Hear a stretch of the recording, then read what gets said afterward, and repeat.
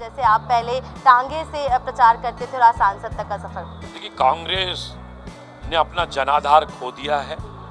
कांग्रेस हताशा और निराशा के दौर से गुजर रही है और भोपाल का विकास का रोड मैप बनाएंगे। और कांग्रेस के जो वरिष्ठ नेता अपने आप को कहते हैं पप्पू, में जब कांग्रेस की सरकार होती थी टांगे में बैठकर अनाउंसमेंट कराने वाले कार्यकर्ता का सम्मान है।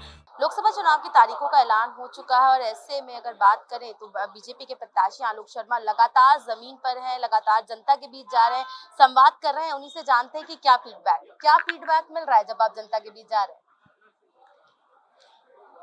देखिए, अटक से लेकर कटक तक और कश्मीर से लेकर कन्याकुमारी तक चले जाइए, भोपाल की आपचक प्रधान गलियों में चली जाइए, जनता के मन में केवल एक ही आवाज आ रही है।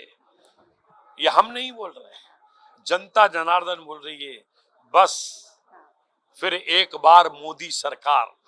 समझ लीजिए मोदी जी के प्रति किस प्रकार देश की जनता जनार्दन में उनके प्रति सम्मान है। और निश्चित रूप से पिछले 10 वर्षों में केंद्र में प्रधानमंत्री नरेंद्र मोदी जी की सरकार ने सबका साथ, सबका विकास और सबके विश्वास को जो जीतने का काम किया है, मैं समझता हूं कि प्रधानमंत्री नरेंद्र मोदी जी की गारंटी ने पूरे देश के विपक्ष के मंसूओं को ध्वस्त कर दिया है। आज प्रधानमंत्री आवास योजना एक सबसे बड़ी गारंटी है, एक गरीब को छत देने का काम किया।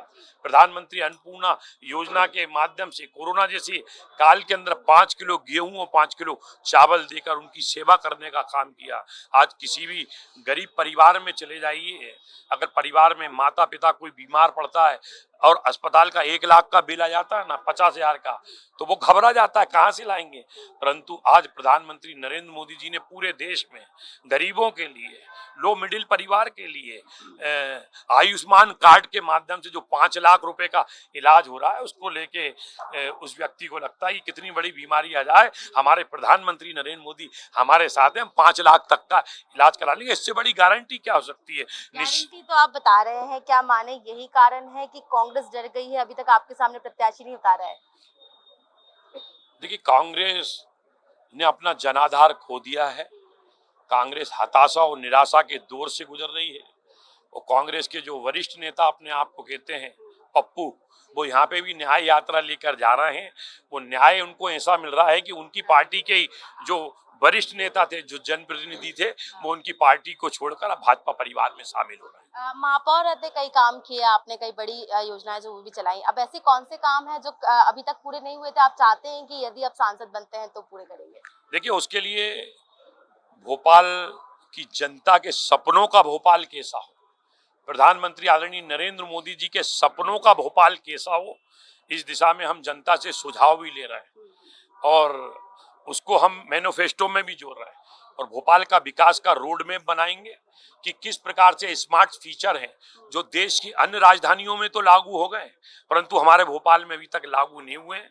हम सभी जनप्रतिनिधियों से चर्चा करके, सभी समाज के प्रमुख संगठनों से चर्चा करके इसको जोड़ने का काम करेंगे और निश्चित रूप से भोपाल विकास की दौड़ में देश की अन्य राजधानियों में सबसे आगे रहे, इस दिशा में काम करेंगे। राजनीतिक करियर की अगर मैं आपकी बात करती हूँ तो काफी इंस्पिरेशनल एक कार्यकर्ता के लिए, जैसे आप पहले टांगे से प्रचार करते थे और आज सांसद तक का सफर। देखिए, मैं भारतीय जनता पार्टी का बड़ा सौभाग्यशाली कार्यकर्ता हूँ। मैंने बाल्यकाल उम्र से ही भारतीय जनता पार्टी में काम करना प्रारंभ किया।